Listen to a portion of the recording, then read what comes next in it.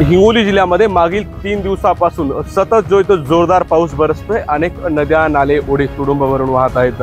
आज श्रावण सोमवार आहे। मी सध्या उभा आहे औंढा नागनाथ शहरामध्ये। 8 ज्योतिर्लिंग असलेल्या औंढा नागनाथ मंदिराप्रमाणेच औंढा नागनाथ शहरात असलेल्या या आदि नागनाथ देवस्थान हे प्राचीन मंदिर आहे आणि त्याच धर्तीवर भक्त या ठिकाणी दर्शनासाठी येत असतात।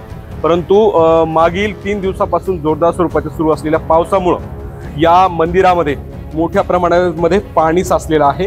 मी या मंदिरामध्ये जाण्याचा प्रवेश करतोय। आपण या ठिकाणी बघताय मी जिथे उभा आहे ते साधारणतः 1 ते 1.5 फूट पाणी आहे।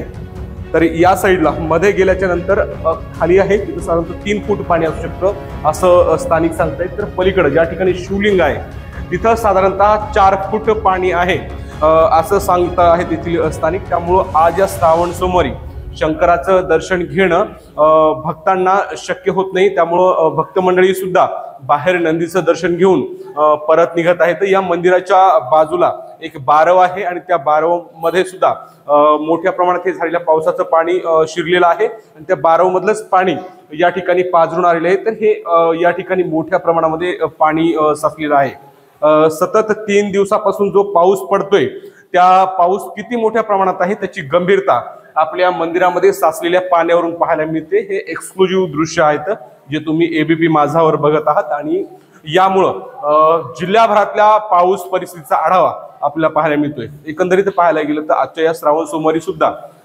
पावसानं आता रिपरिप करायला सुरुवात केलेली आहे। माधव दिपके, एबीपी माझा, औंढा नागनाथ, हिंगोली। एबीपी माझा, उघडा डोळे बघा नीट।